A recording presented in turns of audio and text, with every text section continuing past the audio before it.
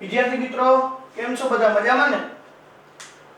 આજે આપણે કોષ દિવાલ વિશે વાત કરીશું. ચેપ્ટર નંબર 8 ની અંદર કોષ દિવાલ કોને કહેવામાં આવે છે તો કે જોઈએ.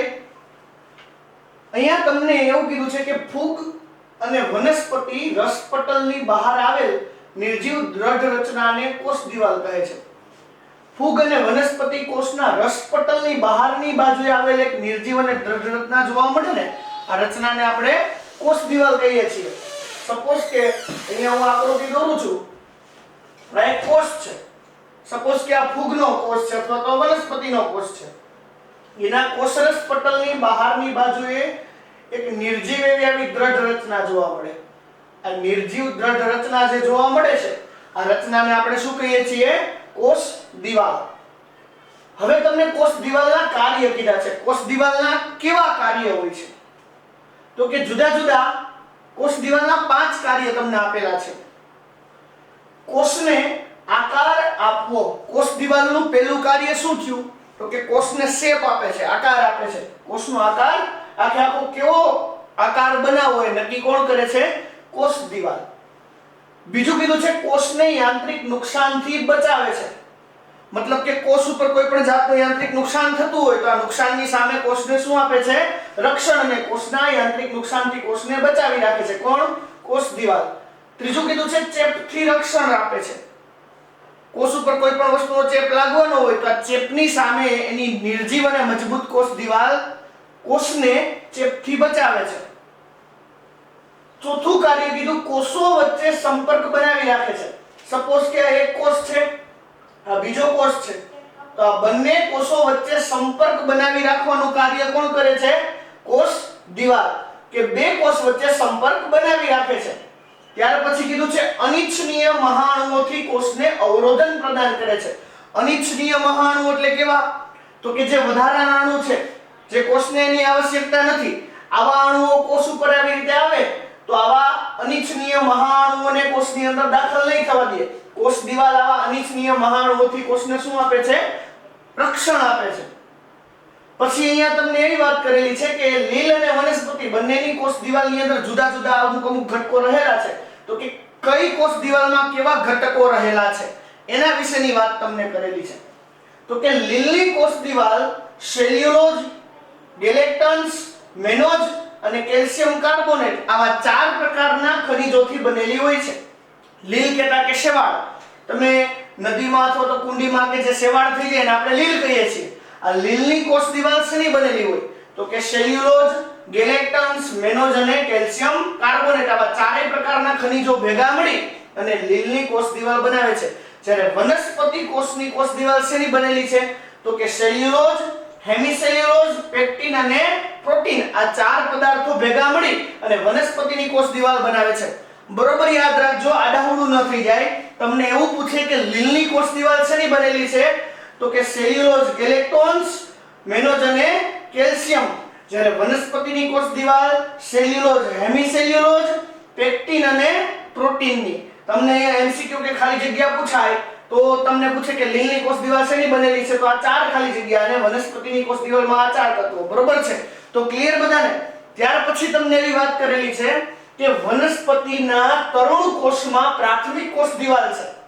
હવે જો વનસ્પતિનો કોષ પરિપક્વ થઈ ગયો હોય તો વાત જુદી આવે છે, પરંતુ જો તરુણ કોષ હોય, તરુણ એટલે કેવો તો કે એકદમ નાનો કોષ હોય, તો જ્યારે વનસ્પતિનો કોષ એકદમ નાનો હોય આવા કોષને આપણે કેવો કોષ કહીએ છીએ? તરુણ કોષ કહીએ છીએ. સપોઝ કે એક વનસ્પતિનો કોષ હું દોરું છું, આ નાનો કોષ છે, આ તરુણ છે. આવા તરુણ કોષમાં અંદરની બાજુએ જે કોષ દિવાલ જોવા મળે છે એ કોષ દિવાલને કેવી કહેવામાં આવે છે? પ્રાથમિક કોષ દિવાલ. બરોબર છે? મતલબ કે હજી પૂરેપૂરી પરિપક્વ નથી થઈ. આવી જે આ કોષ દિવાલ જે મેં દોરેલી છે કઈ કોષ દિવાલ છે તો કે ભાઈ પ્રાથમિક કોષ દિવાલ છે, જેમાં વૃદ્ધિની ક્ષમતા હોય છે. આ પ્રાથમિક કોષ દિવાલ પાસે શેની ક્ષમતા રહેલી છે? વૃદ્ધિની ક્ષમતા. એ વૃદ્ધિ પામશે તો જ સારી એવી અને મજબૂત કોષ દિવાલ બની જશે ને. મતલબ કે એની કોષ દિવાલમાં સેલ્યુલોઝ, હેમિસેલ્યુલોઝ, પેક્ટિન અને પ્રોટીન આવા બધા પદાર્થો સતત ઉમેરાતા જાય અને ધીમે ધીમે કરતા એકદમ મજબૂત અને ગાઢ કોષ દિવાલનું નિર્માણ થઈ જતું હોય છે. તો તરુણ કોષ જ્યારે હોય, નાનો કોષ હોય ત્યારે એની અંદર પ્રાથમિક કોષ દિવાલ જોવા મળે. એ જ કોષ જ્યારે મોટો થઈ જાય એટલે વૃદ્ધિની ક્ષમતાની સાથે સાથે પરિપક્વ થઈ જાય અને પરિપક્વ થતા જે વનસ્પતિ કોષના પરિપક્વતાની સાથે ક્ષય પામતી જાય છે, પ્રાથમિક પ્રકારની કોષ દિવાલ છે ને એ ક્ષય પામતી જાય, મતલબ કે ધીમે ધીમે આછી થતી જાય અને તેની સાથે કોષની અંદર રસતરની તરફ દ્વિતીય કોષ દિવાલનું નિર્માણ થવા લાગે છે. સમજો બરાબર આખી વસ્તુ. અહીંયા તમને એવું કીધું છે, આખો મુદ્દો ભેગો તમને આપેલો છે કે જ્યારે વનસ્પતિનો કોષ તરુણ હોય, નાનો હોય ત્યારે એની અંદર પ્રાથમિક કોષ દિવાલ હોય. આ કોષ દિવાલ પાસે વૃદ્ધિની ક્ષમતા હોય. જેમ કોષ પરિપક્વ થતો જાય એમાં પ્રાથમિક કોષ દિવાલ ક્ષયન પામતી જાય અને જ્યારે કોષ એકદમ પુખ્ત થઈ જાય ત્યારે એના રસ્તરની બાજુમાં જે કોષ દિવાલ વિકાસ પામી જાય જેને દ્વિતીય કોષ દિવાલ કહેવાય. તો કે આવી મજબૂત કોષ દિવાલ બની જાય એટલે કે દ્વિતીય કોષ દિવાલનું નિર્માણ થાય છે. આ સિવાય મધ્ય પટલ મુખ્યત્વે કેલ્શિયમ પેક્ટિનનું બનેલું રસ્તર છે. વનસ્પતિના કોષની અંદર મધ્ય પટલ જોવા મળે છે. આ મધ્ય પટલ શેનું બનેલું છે? તો કે કેલ્શિયમ પેક્ટેટનું. બરાબર યાદ રાખજો, તમને એવું પૂછવામાં આવે કે વનસ્પતિના મધ્ય પટલ શેના બનેલા હોય? તો કે કેલ્શિયમ પેક્ટેટનું, જે આજુબાજુના કોષોને એકબીજા સાથે સંપર્કમાં રાખે છે. આનું કાર્ય શું છે? તો કે આજુબાજુના મધ્ય પટલનું કાર્ય છે આજુબાજુના કોષોને એકબીજાની સાથે સંપર્કમાં રાખે. સપોઝ કે આ એક કોષ છે, આ બીજો કોષ છે, આ ત્રીજો કોષ છે, તો આ બધાને એકબીજાની સાથે શું કરે છે?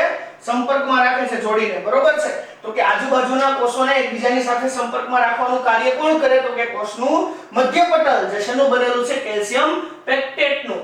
તેમજ કોષોને એકબીજાની સાથે જકડી રાખે છે, એકબીજાની સાથે ચોંટાડી રાખે છે.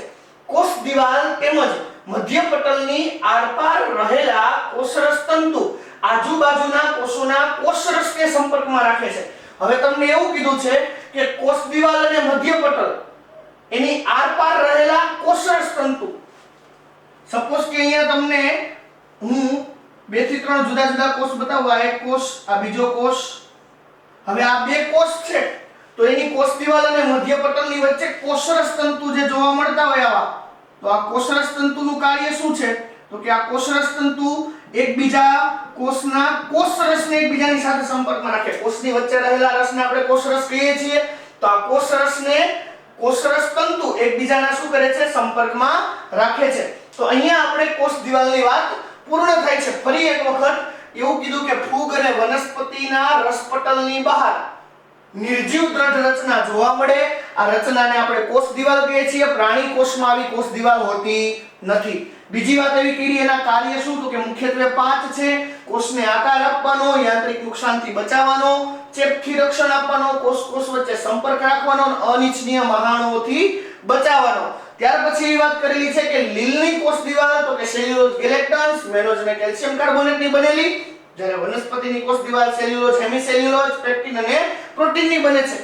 ત્યાર પછીનો મુદ્દો એવો કીધો વનસ્પતિનો કોષ તરુણ હોય ત્યારે પ્રાથમિક કોષ દિવાલ હોય, એની પાસે વૃદ્ધિની ક્ષમતા હોય. જેમ કોષ પરિપક્વ થતો જાય એમ ક્ષય પામીને ખવાતી જાય અને રસ્તરની બાજુમાંથી સરસ મજાની જાડી દિવાલ નીકળે જેને દ્વિતીય કોષ દિવાલ કહેવાય. ત્યાર પછી એવી વાત કીધી કે કોષ દિવાલ અને રસપટલની વચ્ચે મધ્ય પટલ હોય જે કેલ્શિયમ પેક્ટેટનું બનેલું છે, જે આજુબાજુના કોષો વચ્ચે સંપર્ક જાળવી રાખવામાં મદદ કરે અને કોષને જકડી રાખે. અને છેલ્લો મુદ્દો એવો કીધો કે કોષ દિવાલ તેમજ મધ્ય પટલની વચ્ચે કોષરસ તંતુ છે અને આ તંતુ બે કોષ વચ્ચેના કોષરસને સંપર્કમાં રાખે છે. ત્યાર પછીનો ટોપિક છે અંતઃપટલમય તંત્ર. અંતઃપટલમય તંત્ર એટલે કે જે જુદી જુદી પટલમય અંગિકાઓ છે ભેગા મળી અને જે તંત્ર બનાવે છે એને અંતઃપટલમય તંત્ર કહેવામાં આવે છે. તો કે બધી અંગિકાઓ રચના અને કાર્યની દ્રષ્ટિએ અલગ હોય છે. કોષની અંદર સપોઝ કે હું કોષ દોરું છું, આ કોષની અંદર જુદી જુદી ઘણી બધી અંગિકાઓ જોવા મળતી હોય તો આ બધી અંગિકાઓ છે એ એકબીજાના કાર્ય અને રચનાની દ્રષ્ટિએ એકબીજાથી કેવી છે? તો કે જુદી જુદી છે. બરોબર છે? દાખલા તરીકે હરિતકણ, ગોલ્કી ગાય, લાઇસોસોમ, શ્વસનની અંતઃકોષરસ જાળ આવી બધી ઘણી બધી અંગિકાઓ જોવા મળે. અંગિકા બધાના રચના અને કાર્ય એકબીજાથી કેવા છે? જુદા છે. આમ છતાં તેમાંની ઘણી બધી ભેગી મળી અંતઃપટલમય તંત્રની રચના કરે છે. જો એના રચનાના કાર્ય જુદા છે ને છતાં પણ ઘણી બધી અંગિકાઓ એવી છે કે જે એકબીજાની સાથે ભેગી મળી જાય અને ભેગી મળીને શું બનાવે છે? અંતઃપટલમય તંત્ર. કારણ કે તેઓના કાર્ય એકબીજાના સંકલનથી થતા હોય છે. કેવી કેવી અંગિકાઓ એકબીજાની સાથે જોડાય અને અંતઃપટલમય તંત્ર બનાવે? તો કે જેના કાર્ય એકબીજાના સંકલનથી થતા હોય, એકબીજાના સંકલન વગર એના કાર્ય ન થઈ શકતા હોય, તો આવી અંગિકાઓ ભેગી મળી અને શું બનાવી નાખે છે? અંતઃપટલમય તંત્ર. બરોબર છે? દાખલા તરીકે હું તમને એમ કહું કે એકબીજાના સંકલનથી કાર્ય થવા એટલે શું? તો કે એકબીજાના કાર્યમાં ઉપયોગી હોય, એકબીજાનું કાર્ય એકબીજા વગર અધૂરું રહેતું હોય, તો આવી જે અંગિકાઓ છે એને ફરજિયાત એકબીજાની સાથે સંકલનમાં આવવું પડે અને સંકલનમાં આવી અંતઃપટલમય તંત્રની રચના કરી નાખતી હોય છે. તો અહીંયા તમને એવું કીધું છે કે અંતઃકોષરસ જાળ. તમને બધાને ખ્યાલ છે, આપણે કોષની આકૃતિમાં ભણી ગયા છીએ કે કોષની બાજુમાંથી નીકળતી આ જે રચના છે અને આપણે અંતઃકોષરસ જાળ કહીએ છીએ. આ અંતઃકોષરસ જાળ. ત્યાર પછી કીધું છે ગોલ્ગી કાય. આવી રીતે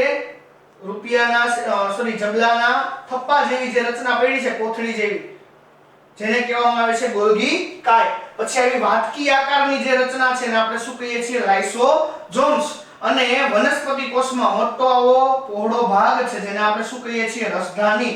તો કે આ બધી અંગિકાઓ એવી છે કે જે એકબીજાના સંકલનથી કાર્યરત હોય એટલે એને અંતઃપટલમય તંત્રનો ભાગ ગણવામાં આવે છે. બરાબર યાદ રાખજો. આ ચારેય અંગિકા એવી છે કે જે એકબીજાના સંકલનથી ઉપયોગી થતી હોય એટલે એને અંતઃપટલમય તંત્રનો ભાગ ગણવામાં આવે. જ્યારે બીજી વાત કરેલી છે કણાભસૂત્ર, તો તમને બધાને ખબર છે કે આવી રીતે કોષોનું પાવર હાઉસ કણાભસૂત્ર છે. આ ઓશિકા જેવું દેખાય. પછી હરિતકણ. બરોબર છે? વનસ્પતિને પ્રકાશ સંશ્લેષણમાં ઉપયોગી થાય એવા કણને આપણે શું કહીએ છીએ? હરિતકણ. બરોબર છે? અને ત્યાર પછી કીધું છે પેરોક્સિઝોમ્સ. તો કે આ બધા ઘટકો એવા છે કે જે એકબીજાના સંકલનથી એકબીજાને ઉપયોગી નથી થતા, એટલા માટે એને અંતઃપટલમય તંત્રનો ભાગ ગણવામાં આવતો નથી. બરાબર યાદ રાખજો મિત્રો. એવું કીધું છે કે આ ચારેય અંગિકાઓ એવી છે કે જે એકબીજાના સંકલનમાં ઉપયોગી થાય. જે મેં બ્લેક કલરની દોરીને તમને બતાવેલી છે, તો એકબીજાના સંકલનમાં ઉપયોગમાં આવે છે એટલે એને અંતઃપટલમય તંત્રનો ભાગ ગણવામાં આવે છે. જ્યારે આ ત્રણેય અંગિકાઓ એવી છે જે એકબીજાના સંકલનમાં ઉપયોગી નથી થતી, તો એટલા માટે એને અંતઃપટલમય તંત્રનો ભાગ ગણવામાં આવતો નથી. ફટાફટ એક વખત રિવિઝન કરી લઈએ. અહીંયા તમને એવું કીધું છે કે અંતઃપટલમય તંત્રની અંદર કેવી વાત કરેલી છે? તો કે બધી અંગિકાઓ રચના અને કાર્યમાં એકબીજાથી કેવી પડે છે? જુદી. આમ છતાં ઘણી અંગિકાઓ ભેગી મળી તંત્ર બનાવ્યા. તંત્રને અંતઃપટલમય તંત્ર કીધું. શું કામ આ તંત્ર બનાવે? કારણ કે એકબીજાના સંકલનની જરૂર છે. આવા સંકલનની જરૂર વાળી અંગિકાઓ કઈ? તો કે અંતઃકોષરસ જાળ, ગોલ્ગી કાય, લાઇસોઝોમ્સ ને રસધાની. આવી જરૂર નથી અંતઃપટલમય તંત્રનો એવી અંગિકાઓ કઈ? તો કે કણાભસૂત્ર, હરિતકણ ને પેરોક્સિઝોમ, જેને ભાગ ગણવામાં આવતો નથી. બરાબર યાદ રાખજો. આને આમાં લખી નાખતા નહીં. અને કોષ દિવાલની વાત આપણે કરી છે. તો આજે આપણે આટલું રાખીએ. હવે પછીની જે વાત છે આપણે અંતઃકોષરસ જાળની નેક્સ્ટ લેક્ચરમાં વાત કરીશું.